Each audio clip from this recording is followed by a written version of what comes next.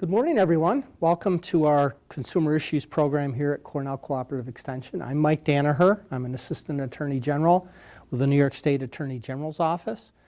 I'm out of the Binghamton Regional Office, which also covers Tompkins County. We have a wide geography that we cover. We go as far west as the western border of Chemung County, as far east as the eastern border of Delaware County and Otsego County, and as far north as Shenango and Tompkins. Up in there, and everything in between. So my job with the Attorney General's Office is to do the affirmative prosecutions, and as a part of my duties, I often come out and speak. For those of you that are new here or haven't watched us on TV, I've been doing this almost 20 years now. Every month we come out here, talk about various consumer topics, and it's really great to have an audience. Thank you all for coming, and invite those that are watching out in television land to come and join us. We're here on the second Thursday of every month at 11 a.m. at Cornell Cooperative Extension on Willow Avenue. Today's topic is a topic that we actually attack twice a year here at our Consumer Issues program because it is so prevalent. It's landlord and tenants' rights and responsibilities. It's dealing with the rent to real property. It's a great topic for the Ithaca and Tompkins County area. I've seen statistics that close to 70% of the housing in Ithaca is rental housing. And of course, with two colleges, a university and a college that is intimately involved in the community, you can see why there's a lot of housing. Our office being in Binghamton, we have Binghamton University, which has been expanding, and we can see in the Broome County area the impact on housing that, and other things, but in particular we're talking about housing, has on a community. So the important thing is not, whose side you should be on or anything like that. I don't know the people in the crowd. There may be landlords here. There may be tenants here. I don't know. But the important thing is to get the information out so that everybody understands where they sit and how they can protect themselves. And so the talk is about generally landlord-tenant rights and responsibilities, what the obligations are and the rights are on each side. Try to remain objective. No person's good or bad. Here I've heard horror stories on both sides throughout the years, and to explain what those rights are, and also to discuss the things that take place when it comes time to evict someone from property. What are the people's rights and responsibilities with that? So we'll kind of start out with the fundamental part, which is, what is a lease? What is this thing? And really, it's the agreement between two parties. A landlord-tenant transaction is really a contract. It's the landlord, the owner of the property, or otherwise known as the lessor. Ors are the ones that are giving things up. Es are the ones that are receiving things. So the lessor is the landlord giving up what? Exclusive use and occupancy of a certain space. And for our discussion, it's going to be for residential purposes, but it could be commercial leases or whatever. But the rules may be a little bit different on commercial leases. So we stick with the residential leases. So the landlord is giving up exclusive use and occupancy of this space. And on the other side, of course, the tenant is receiving exclusive use and occupancy of that particular space. And with any contract, and I'm not going to get into in-depth details of defining what a contract is, but one fundamental principle of contracts is there must be consideration. There must be something passing back and forth between the parties in order for there to be a contractual binding of the two parties together. Contrasting that with a gift. When somebody gives something to someone, there's no obligation on the other side. and therefore the people are not contractually bound by the gift. So if somebody says, well, I decided I'm not giving it to you. There's nothing that requires a person to follow through, because we need to have that consideration passing back and forth. So the landlord is giving up exclusive use and occupancy, and in receiving that, the tenant, if we're just saying, well, the tenant's going to get exclusive occupancy, that's not any consideration. The tenant hasn't given up anything. Well, what does the tenant give up? Money, rent. The promise to pay rent is that obligation on behalf of the tenant, thereby causing a contract to occur. So the landlord gives up what he or she has, which is this residential space, and the tenant is giving up what he or she has, which is money, in consideration for getting that space. So we have a contract. When I say to somebody on the phone, what's your lease agreement? They say, well, I don't have one. It's not in writing. Well, yes, you still have an agreement. It doesn't have to be in writing to still have this meeting of the minds of giving up consideration on both sides. Once the two parties agree, there's a binding contract there. Now, that means that, absent any other law out there, the oral agreement to rent a place to someone, and the tenant agreeing to lease a place for X number of dollars a month, that binds people.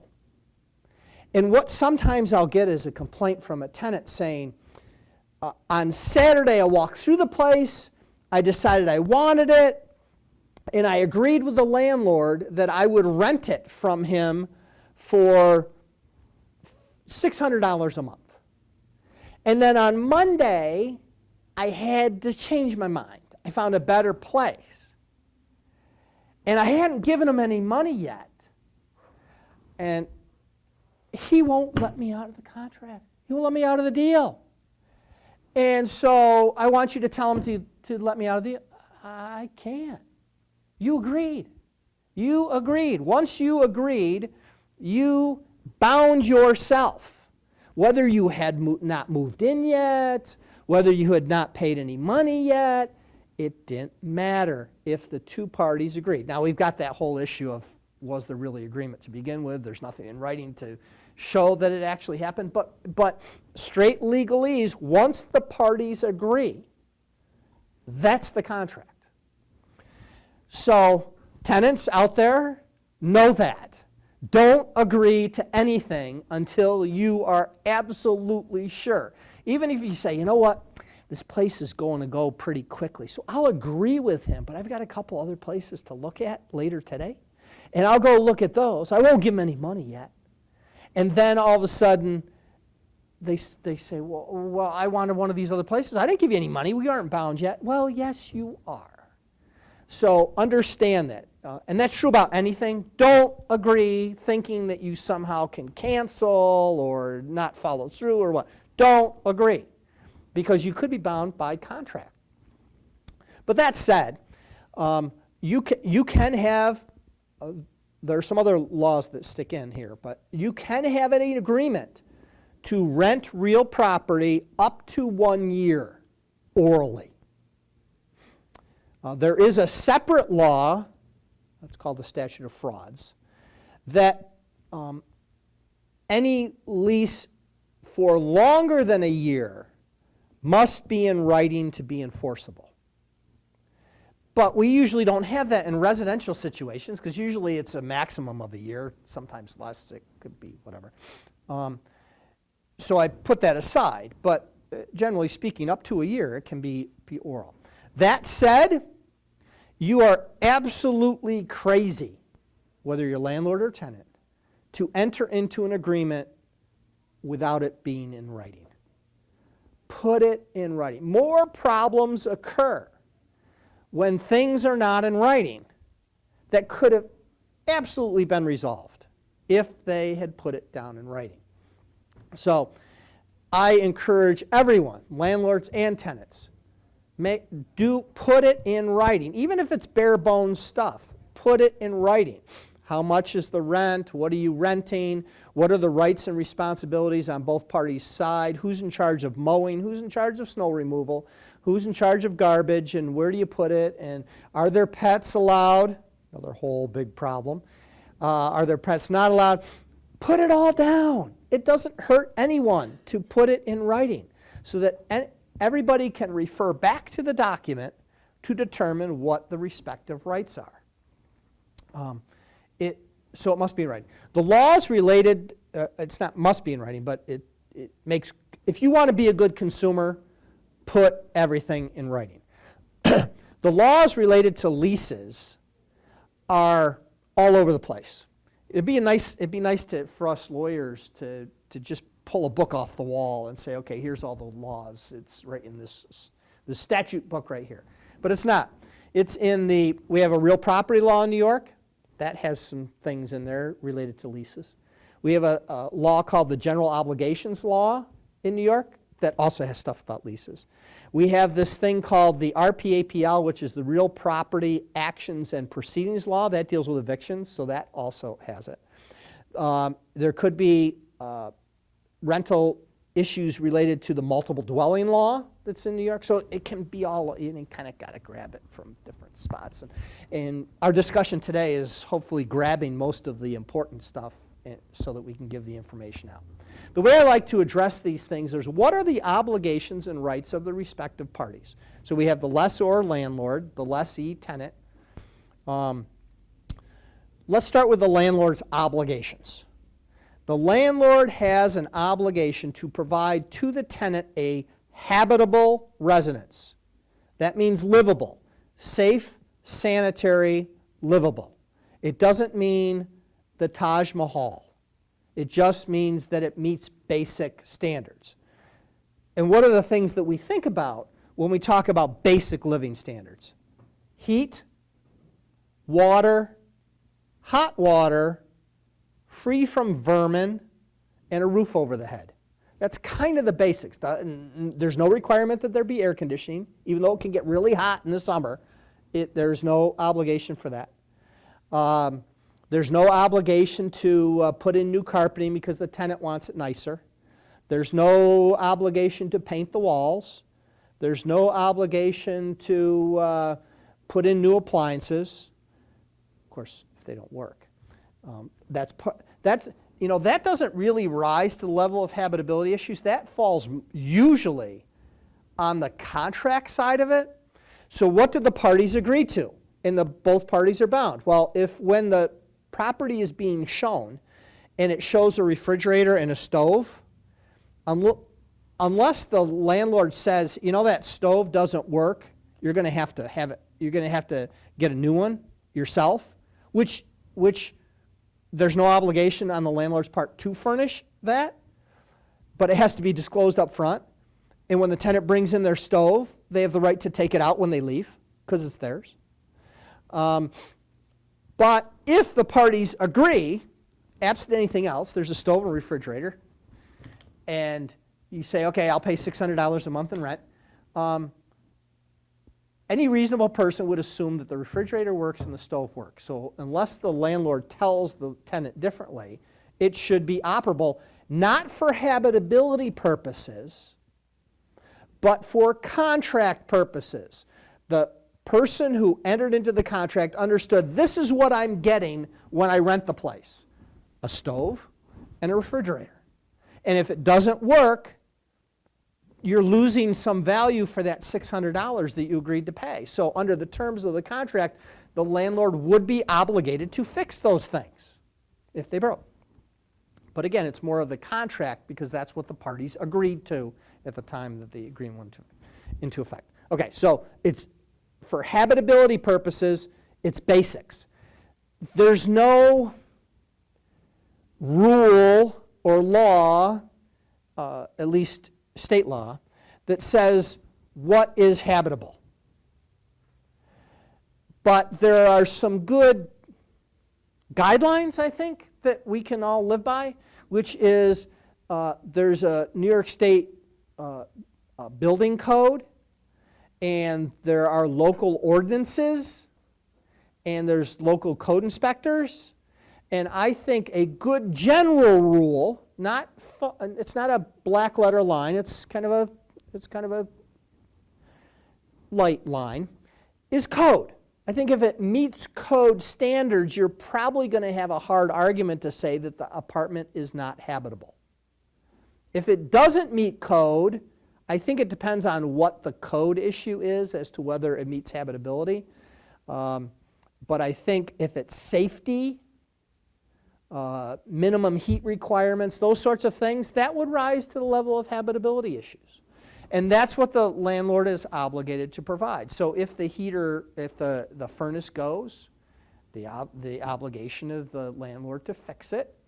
And if you know, the hot water heater goes, it's under the obligation of the landlord to fix it, not the tenant.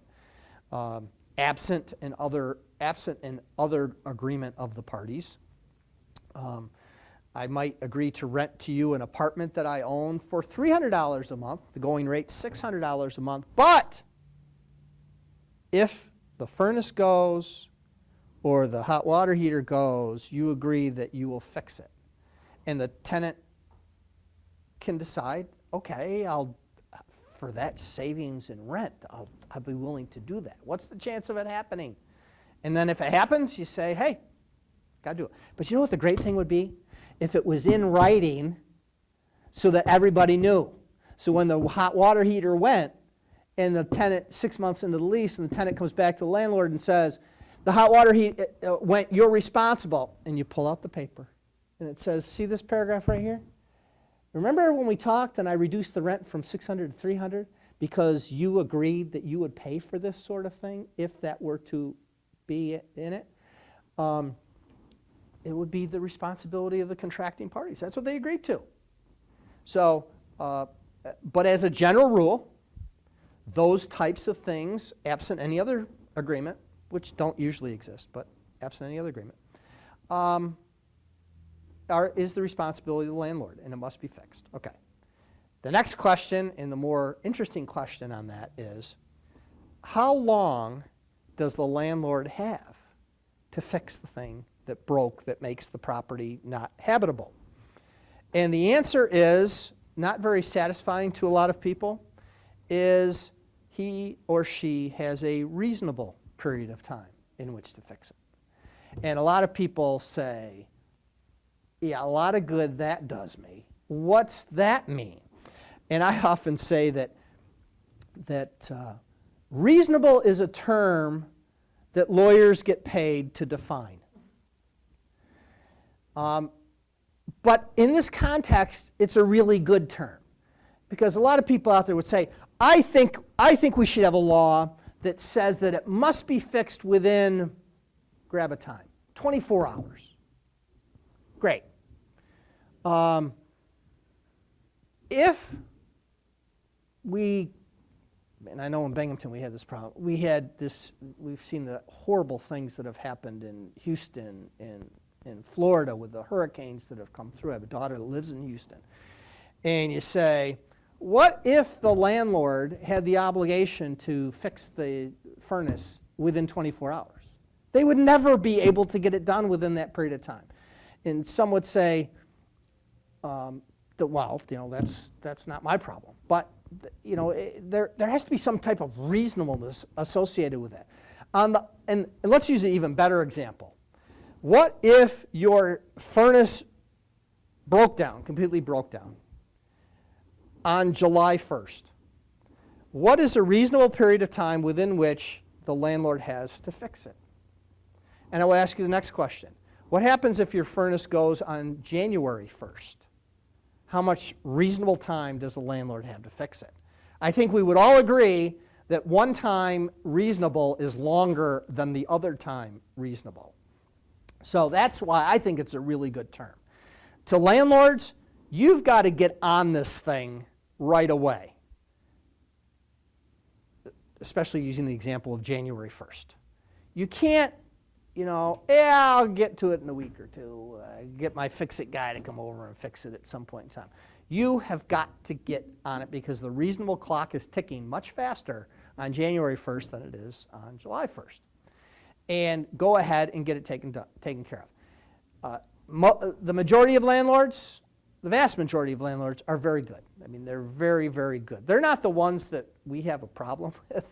They're usually the ones that are meticulous, and they realize that they have an investment in this property. They have investments in their tenants because they like to get that rent every month, and they're in the business to provide a good service. And they'll be the ones that take care of it. Well, there are some out there that would argue that there's a small percentage of ones whose only concern is getting the rent and not concerned at all about doing any of the work. They're the problematic ones. But the bottom line is the landlord has a reasonable time within which to fix these things. If he or she does not fix it within the reasonable period of time, there are options available for the tenant. Some are not great. I'll be the first one to admit, but what can you do sometimes? First thing is the tenant could seek in court a reduction in his or her rent because they paid for a certain thing, a certain exclusive use of occupancy of a habitable residence, and not habitable, they could sue to have their rent reduced. That's really not a super viable option for tenants out there, but it's one that's available. In the case of an emergency, which January 1st, the heat goes and the landlord isn't getting back to people, would be to have the tenant go and hire someone to fix the deficiency. Again, it's a deficiency in habitability, so it's the minimum thing. The tenant can't go out in the first instance and just say, I'm sick and tired of this furnace, and frankly, it's not very energy efficient, and my heating bills are really high. I'm going to have a whole new furnace installed. Well, I'd be very careful about doing something like that. Just have it fixed, whatever it needs to be fixed for an emergency basis, and deduct it from the rent. Because what would happen? Well, in that case, the tenant could be facing an eviction for failure to pay the rent because they had used some of the rent money to fix the furnace. What I would suggest the tenant do, first and foremost, you got to be in contact with the landlord. Even if you don't like each other, you got to be in contact with the landlord. You can't cut off that communication. You have to give them notice and give them a reasonable opportunity to do the work. Give them that opportunity. But if the landlord doesn't respond and doesn't do it, doesn't give a time frame, doesn't try and figure out a way to resolve this thing expeditiously, the tenant could hire someone to come in and fix it. And then what I would do is, if I were the tenant, is document every attempted contact of the landlord, times and dates, what was discussed, and what happened as a result. I'll be there later this afternoon. The landlord never shows up. The repair person doesn't show up. Call the next morning. You document everything. Oh, yeah, I got stuck on something else. I'll be over in an hour. Hour later, the person's not there. So it's getting really cold. And call again an hour later. Yeah, I got stuck somewhere. I'll be back. I'll be in later tomorrow. No, we can't do that. I need to know when that's going to be done and get this fixed, jotting everything down to where you reach that point of what you think is unreasonable. You got to actually put yourself in the shoes of somebody separate than you because you're so invested in this. What would a reasonable person think under these circumstances? And then you make the call and you go have it fixed. And then what I would tell people is, I don't like to have people hold the rent hostage, meaning I'm not paying you until you fix this thing. You might be better off getting the estimate for fixing it. And let's say the rent's $600, is going to cost $300 to fix. I would say that you pay the $300 rent, and give the landlord the receipt for a copy of the receipt for the $300 for fixing the furnace. And when he says, you owe me $300 more for the rent, you say, no, I paid you. I paid you $300, and then I paid the repairman $300 to fix it. And he'll say, well, I'll evict you, and you say, okay, go ahead. We'll go to court, let the judge decide. And it is ultimately the judge's decision. And you present the proof, say, here's my notes.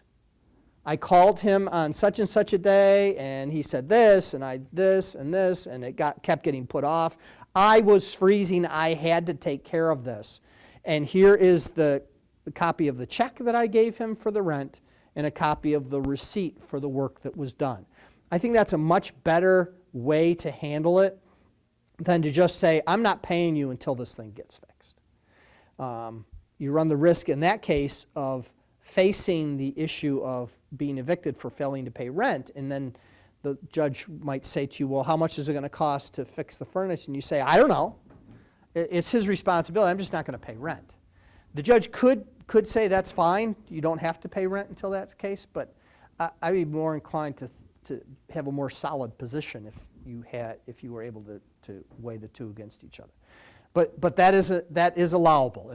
If the landlord doesn't fix it within a reasonable period of time, the tenant can do that and deduct it from the rent. Another option that the tenant has is to call code enforcement, because heat is an issue that must meet code, and code will come out and check it. The code requirements are very low for heat. It doesn't have to be 75 in the apartment. There actually are parameters between certain dates. It's got to be at least during the day a certain temperature and at night a certain temperature. But code would come out and look. Code would make a determination, and then code could cite the landlord for not bringing the property up to code, and they could get fined. Here's the downside with code. Code enforcement's job is to make sure the premises is habitable. And if it's not habitable, what does that mean? It means it's not livable. And if my experience has been that all code enforcement officers are there to try to resolve the situation, try to get the landlord to put it in a habitable condition. But ultimately, let's take that scenario that we usually aren't talking about, which is a place that's fallen apart. I mean, really fallen apart, and it's unsafe and dangerous. The job of code enforcement office is to not allow people to get hurt. So not allow people to live in a condition where that it causes a safety issue. And a landlord could shut a building down. And then all of a sudden the tenant goes, great. I called to have them come out to look at this place because I'm living here, and now I got to go find another place to live. The reverse side of that is it is unsafe. You should not be living there if it is unsafe. And the good thing about it on that side of it is, if that is truly the case and the tenant has to move because of a habitability issue, the tenant has no further obligation to the landlord whatsoever.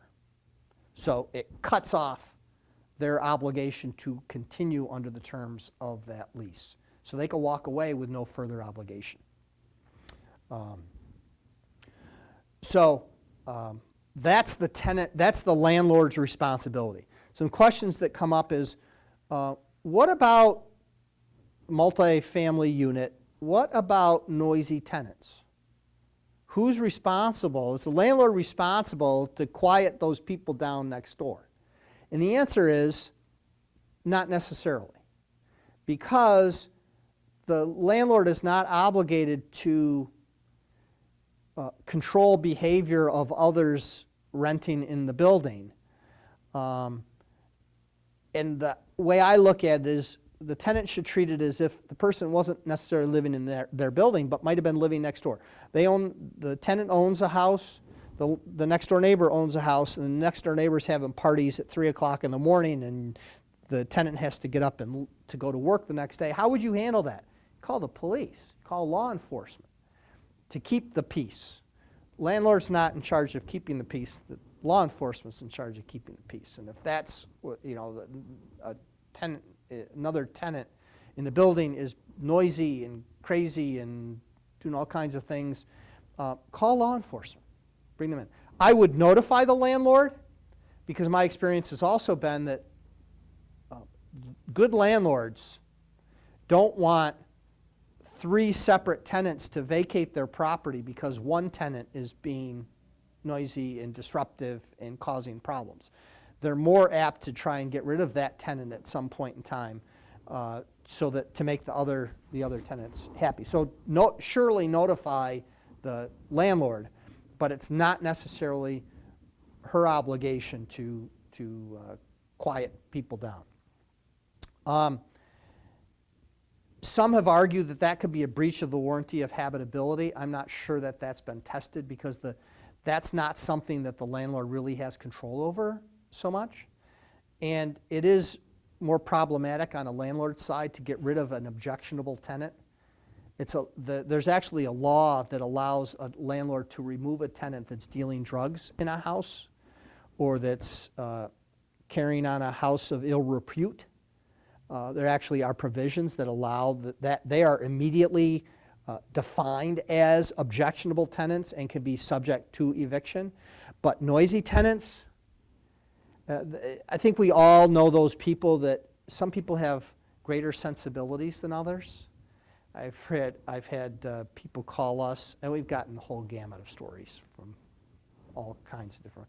But we've had tenants call us and say, the tenant upstairs is walking noisily, and it's disturbing me because I hear them walking.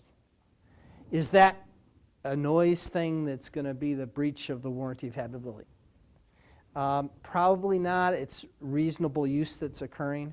But if they're banging at 3 o'clock in the morning and loud music and the whole thing, again, what does a reasonable person think under those particular circumstances? What does one thing that usually gets paid by the tenant to the landlord, and the landlord holds on to, is let me change that. What does the tenant get? The tenant gets exclusive use and occupancy of the premises, and in consideration of which he or she is paid some money. Exclusive use and occupancy means exactly that, exclusive. To the exclusion of everyone else, they have exclusive use and occupancy of the apartment. That means the landlord has no right to enter the apartment unless otherwise agreed upon between the parties, and that otherwise agreement has to be reasonable. Landlord can't say, I'm coming by every week to check the place, make sure you're a good housekeeper. Landlord cannot control housekeeping, only the structure. And the other instance where the landlord could do it is under the circumstances where it is an emergency to protect his or her interest in the real property. I'll use the example I often use here at Cornell Cooperative Extension, which is, suppose the tenants are Ithaca College or Cornell University students, and they go home for the winter break. And the tenant downstairs starts seeing a water spot in the ceiling that seems to be growing over a period of time, that just happens to be in the bathroom of the unit above them. The landlord said, well, I can't do anything. I gave up exclusive use and occupancy, and there's going to be a big hole there pretty soon. No. If it is an emergency to go in and check for this, and you could go in and it might be a pipe leaking or something that nobody discovered, and it can go in and fix it. Landlords, you have the right to go in to do that, but that and only that, and it must do it quickly and in and out and get it done. I recommend highly, if that were the circumstance, that the landlord go in with someone, and that someone be there the entire time, so that should the landlord be met with, hey, I was away on Christmas break and all of a sudden my my new laptop computer is missing. Well, you landlord were the only one in the property at that time. Avoid all of that. First of all, you want to contact the tenant. Again, we get that communication thing. Landlord and tenant should always have a way to contact each other quickly. And with this day and age, it's so easy to be in contact with each other with text messaging and telephone, cell phones, and all that stuff. Where the landlord can say, hey, look it, my downstairs tenant told me there appears to be a water leak coming. I've got to go into your apartment tomorrow. Are you around? Can we get together? I got to get in there to look at this thing before there's any more damage. And I'm sure that tenants would be reasonable in those circumstances and say, yeah, I'm available tomorrow at 9 a.m. Let's get together at that time and follow through that. Or if the tenant is away, no, I'll give you authority to go in and fix that thing. I know that you're going in. And the landlord can say, hey, look, I'm going in with my fix-it guy. We're going to be in there together the whole time. And hopefully the tenant says, sure, great, let's get it taken care of. That's the best way to handle those things. But the landlord can go. If the landlord cannot get a hold of the tenant, and if the tenant says, no, you can't go in, the landlord would still be able to go in just for that purpose. If they go in and they see it's not a big deal, it was something else, that it wasn't a problem, you go in and you get out, and you lock the door and leave it at that. The security deposits. Landlords receive security deposits. Usually it's 1 month. There's nothing in the law that says anything about how much a security deposit should be. There's nothing. We've just taken it for granted that it must be 1 month's rent because that's the way it's always been. Well, there's nothing in the law that says that it has to be that. It could be 2 months. It could be 3 months. But it's typically 1 month. That's just kind of the way that it always seems to have worked out, for the fundamental reason that if tenants had this bucket of money ahead of time, they might be buying a house instead of renting an apartment. They'd use their money for that. They don't necessarily have the kind of money that 6 months worth of security deposit would cover. But we'll use the example just because it's the common area that it's 1 month's rent, although there's nothing that says that. The landlord has to understand that security deposit is security deposit, that it's to guarantee the return of the property in the condition within which it was received. If, I know you aren't all lawyers out there, but all you have to do is answer one question, or know the answer to one question. And you can answer a lot of legal questions that come up as a result of how to handle security deposit. And that question is, whose money is the security deposit? Is it the landlord's money or is it the tenant's money? Most of you may know that it is the tenant's money. Even though it's been turned over to the landlord, it is still the tenant's money. So, knowing that, I can ask all the fundamental questions that come up when it deals with handling of security deposits. So I ask, if the landlord puts the money in an interest-bearing account, who gets the interest? Whose money is it? It's the tenant's money, so the tenant gets the interest. Now, there's one little caveat, which completely blows this all out of the water, and that is the landlord is allowed to retain 1% as an administrative fee.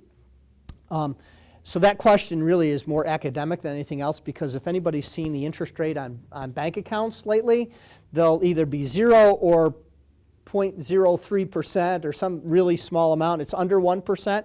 When I first started doing this 20 years ago, when interest rates were much higher, savings accounts were paying like 3%. So there was actually money left over.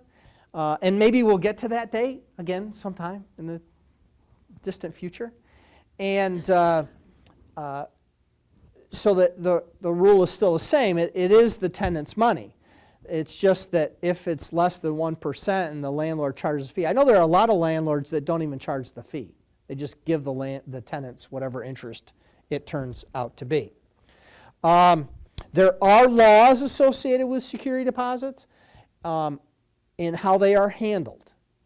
And the law is if the building is 6 units or more, it must be placed in an interest-bearing bank account in a bank that has facilities in the state of New York. So they must put it in a bank that has branches in New York if there are 6 units or more. If there are 5 units or less, it's not required that the money be put in an interest-bearing bank account. However, the next fundamental question is, can the landlord, for convenience purposes, take the money for a security deposit and put it in his savings account? What do you think? No. Why? It's not his money. He cannot commingle the money for security deposits with his money. It has to be kept separate. And there's a philosophy, I think, behind that. And the philosophy is, once you commingle funds, it takes on a whole new life. And what life does it take? It takes the life of my money. If I put it in my account, it becomes my money, and therefore, psychologically, it's more difficult to give the security deposit back, even though it's supposed to be given back, because you're not giving back the tenant's money. You're giving back your money, and you have less incentive to do that. So the philosophy behind it is keep it separate. Keep it always separate. I suggest, even if it's a non-interest-bearing account, and it can be a non-interest-bearing account for 5 units or less, keep a separate account. You can even keep it at your bank, the bank that you have. Just open a separate account and put all and only all the tenant's money in there. And that way, when it comes time at the end of the lease to do the inspection of the property, give the property back, you've done the inspection. You've got the money. You can just hand it back. It's not your money because it's not commingled with your money, and you can hand it back. The landlords do not need a separate bank account for each tenant. He can commingle tenant funds together, but the tenant funds cannot be put in with his or her funds, the landlord's funds. The important thing is if, let's say the landlord owns a 10-unit place.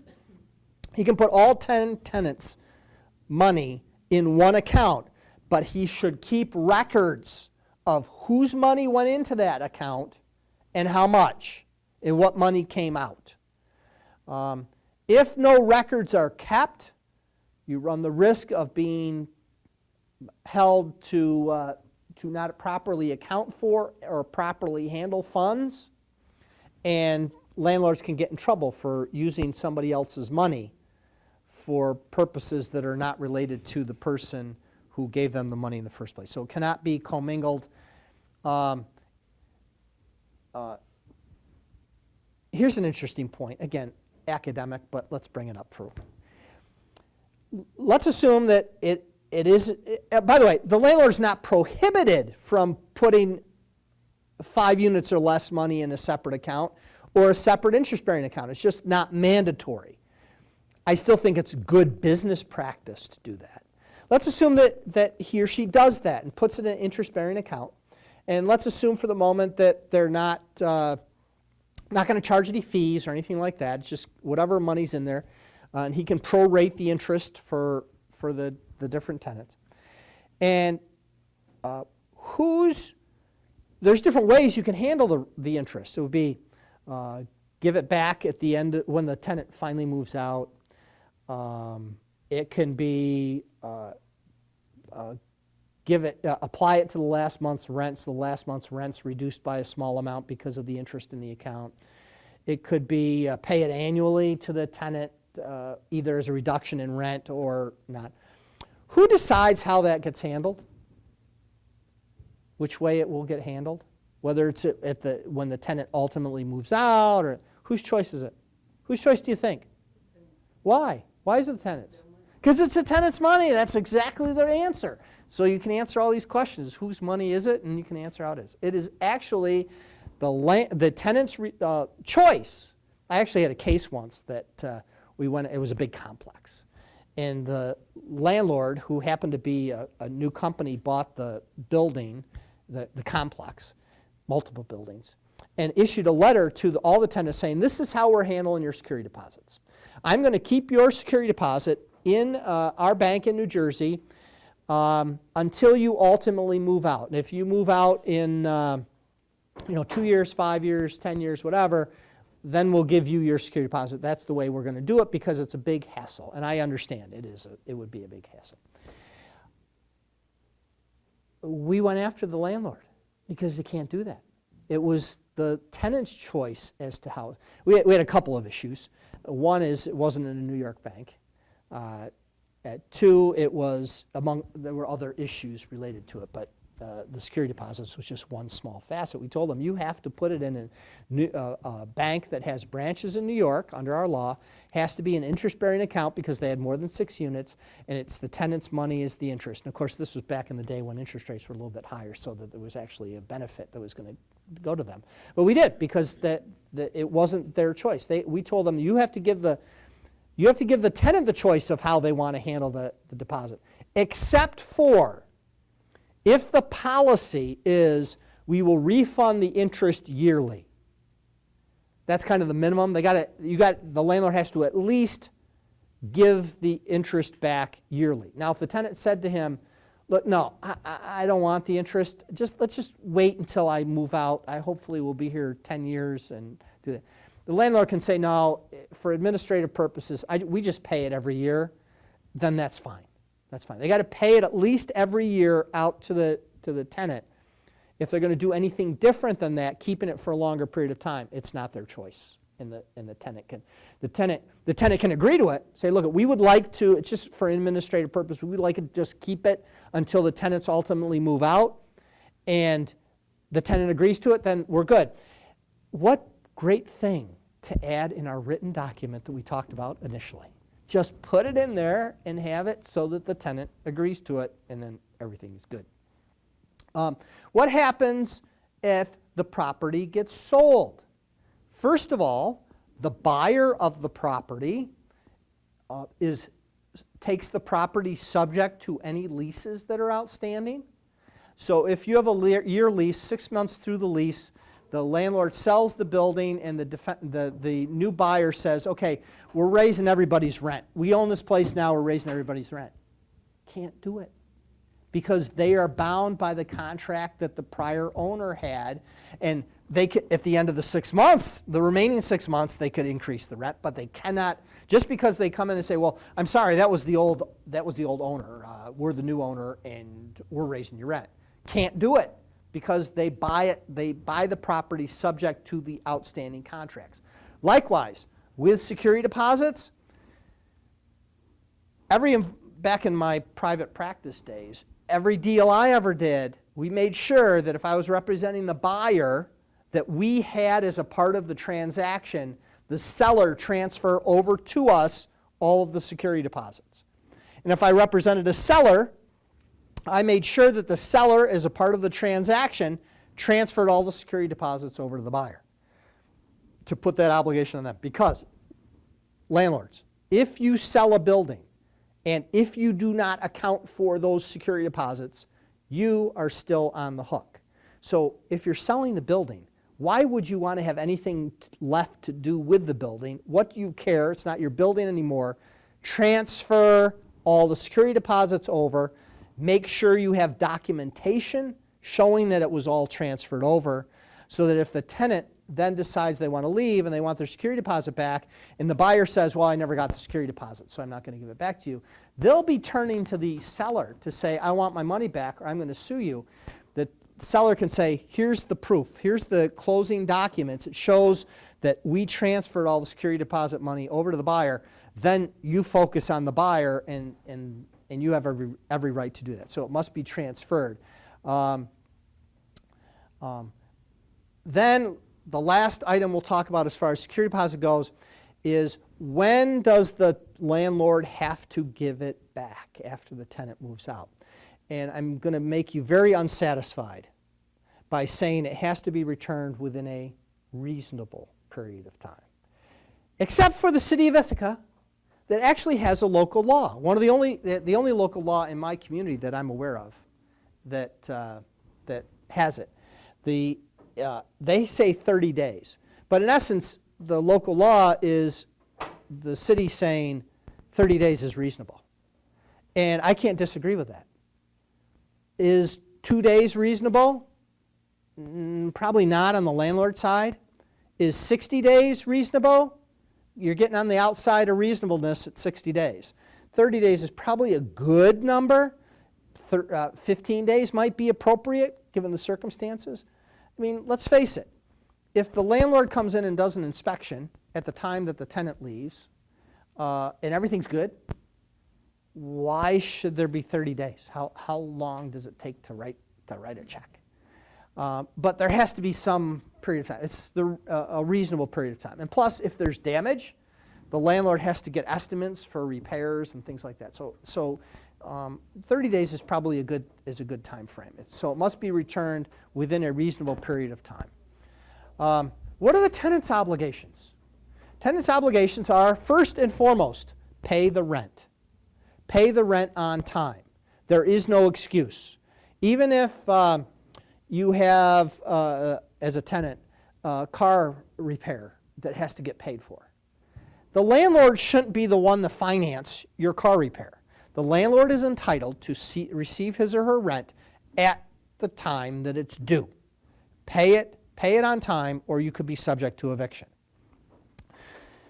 The tenant has the obligation also to treat the property as if it was his or her own. Treat it as if that was your own house. Just because you don't own it doesn't give you the right to write all over the walls, or to put holes in walls, or any of that stuff. You wouldn't do that on your place. You're not allowed to do that. You're obligated to fulfill all of the obligations under the terms of the will. Whatever the will says you're supposed to do, whatever the lease has the obligations in it of what you are supposed to do, you must do those. Whatever it is. If you're in charge of mowing the grass, you got to mow the grass. If you're in charge of shoveling the snow, you got to shovel the snow. If you have to pay the water bill, you pay the water bill. Whatever the obligations are under the agreement between the parties, the tenant is obligated to perform. How much is the tenant obligated to keep the property up?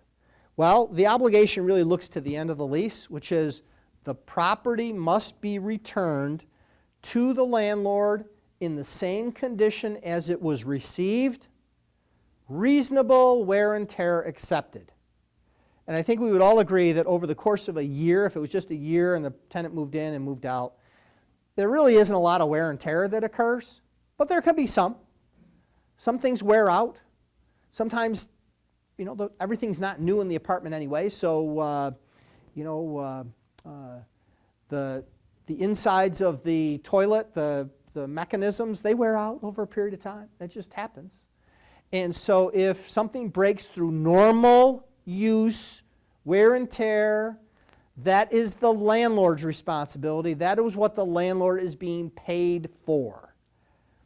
What the tenant can't do is break things unreasonably, without, what a normal person wouldn't do. If the toilet plunger, you use it and eventually the chain breaks or something inside. That's not the tenant. That's just, but if the tenant is yanking on it and breaking it, or shaking a banister till where it breaks, that's not reasonable.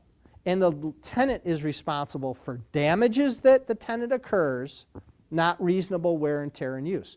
If if a tenant lives in a place for 5 years, there's really one main access that most people use in and out, and there's carpet there, and that wears out over a period of time, that's not the tenant's responsibility. If through normal use if something wears out, that is on the landlord. So a tenant cannot be held responsible for having an apartment repainted every time a tenant moves out, unless the tenant did something that caused the need to have it repainted. Wrote on the walls, or smoked and caused the nicotine buildup on the walls so bad that they have to have special treatment to get it off and repaint it and stuff, and can get expensive. That would be their responsibility. So the property must be returned, reasonable wear and tear accepted. Security is not additional rent. Landlords must return it.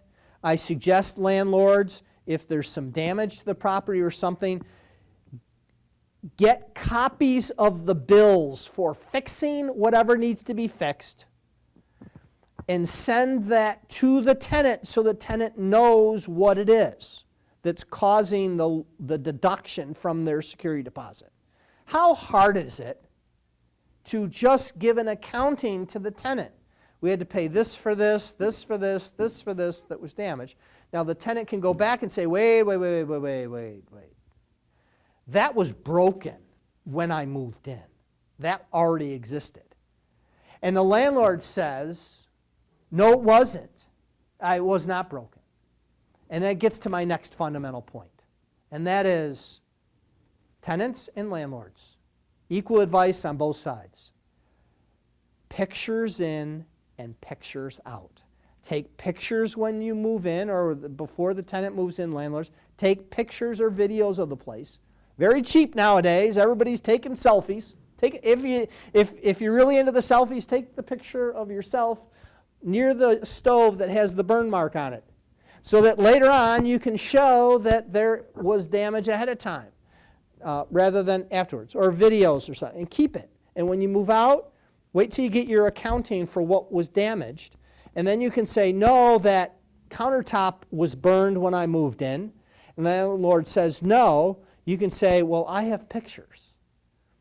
And pictures do speak 1,000 words. It really is to everybody's advantage to be able to prove that.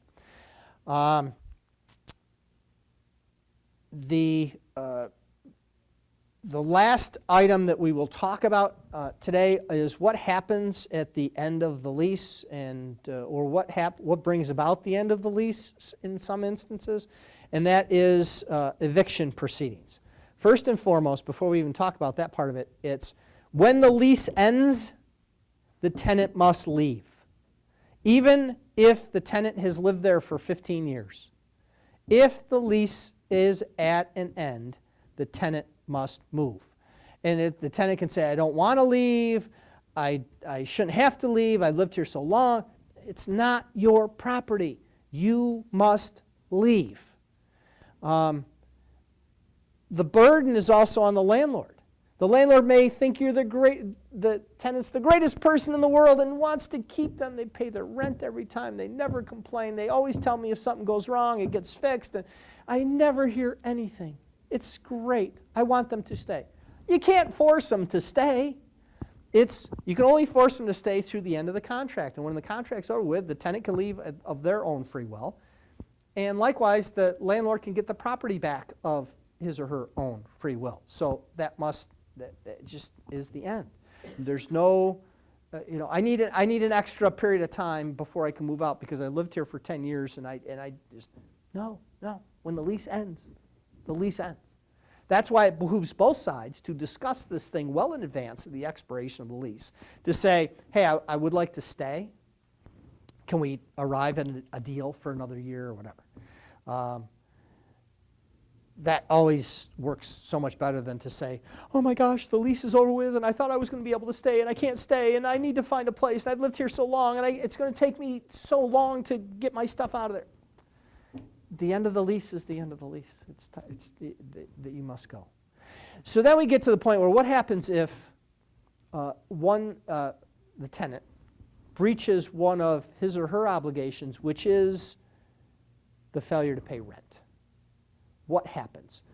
Landlords, you may not go in and conduct what I refer to as your own personal eviction proceeding by throwing people out, by changing locks, by turning water off, by turning utilities off. You are not allowed to do that. The only way that a tenant can be evicted is through a court process called a summary proceeding. And the summary proceeding means it's summary. It comes on much quicker than most legal proceedings come on. And there are certain things that everybody has to do. And if you don't do it, you are out and you got to start over. So there's certain things that have to be done. The landlord cannot change locks, cannot turn off utilities, can't do any of that stuff. He must proceed. Now, there's two different proceedings. Quickly, I'll talk about the holdover proceeding. That's the tenant who wants to stay but is not allowed to stay. The landlord can immediately go to an eviction proceeding and try to have have the tenant evicted. And the only allegations in the eviction proceeding is lease expired, I want him out, I want my property back. There's really no other way to do it. The more problematic one is the failure to pay rent. In other words, the obligation is still ongoing. The tenant is obligated to pay the rent and for some reason does not do so. The landlord must follow certain steps. And the first step the landlord must do is give what I refer to as the first 72-hour notice. And that is they must serve on the tenant a notice, 72 hours, 3 days, notice that says pay or get out. Pay or get out. There's forms at stationery stores and online and things that you can get, the actual form. But it has to be served on the tenant. Before the going to court or anything, you got to serve the 72-hour notice. You must pay or get out. It says how much is owed and all that. And if the tenant pays, the tenant can stay. So it behooves the landlord to serve that right away, because that you can't do your proceeding until the 3 days have expired after giving that notice. So if you don't get paid on day one or whatever of the day that the rent is due, give them the notice. The clock is ticking. So the tenant, you must either move out or pay. If the tenant moves out, that's an interesting scenario. What happens? The tenant has a 1-year lease, 3 months into the lease, the tenant doesn't pay because the tenant wants to move somewhere else and figures, hey, why don't I get evicted? And then I don't have to pay the rent. And then I can move to another place. Oh, not so fast. Not so fast. You still have the contractual obligation to pay the rent for the remaining portion of the term. But what the landlord can do is evict you, and the landlord would try to get a new tenant in there. And until the landlord is able to get a new tenant in there, the first tenant is still obligated under the terms of the contract until that takes place. I wouldn't want that obligation, so you got to consider that. But let's assume 3 months in there's some problem and the tenant can't pay the rent. The landlord first serves the 72-hour notice that says pay or get out. After that 3 days, if the tenant has moved out in that 3 days, the tenant is still obligated under the terms of the lease. It's just that the tenant has left so the landlord can get somebody else in. If the landlord gets somebody else in and the new tenant is paying the same rent that the old tenant was paying, the landlord hasn't lost anything. So there's no damage. But let's assume that he tried to rent it for a month and at the $600 and couldn't get $600 and couldn't get a tenant, and then found another tenant in the second month who was willing to pay $500, and so he gets somebody in there. The first tenant could be responsible for the $100 difference for the remaining term of the lease. So that's a risk that they run. Let's assume for the moment, for our story, that the tenant neither gets out nor pays the rent. What does the landlord do? The landlord has to go to court. And the landlord serves on the tenant a notice of petition, which is the notice of when the tenant has to be in court. And then attached to the notice of petition is a petition. And the petition just explains the landlord's allegations. I rented this property at $600 a month rent. The rent was due and owing for September 1st. The rent has not been paid. I gave the tenant a 72-hour notice. The 3 days has expired and the tenant has neither left nor paid the rent. I want my property back. Because what the court does, you know, we talked about that exclusive use and occupancy that the tenant gets. Only the court can sever that. The court is severing that exclusive use and occupancy any more that the tenant had. And so the parties go to court, and then the court will decide it. Now, here's the important thing. When that notice of petition and petition gets served, there's a certain window that those papers have to be served. So we're talking, we have 3 days for the first notice. The petition and notice of petition must be served between 5 and 12 days from the day you go to court. So you have to figure out when the court date is, count back 5 days, count back 12 days, and in that 7-day window, that's the time that the papers have to be served.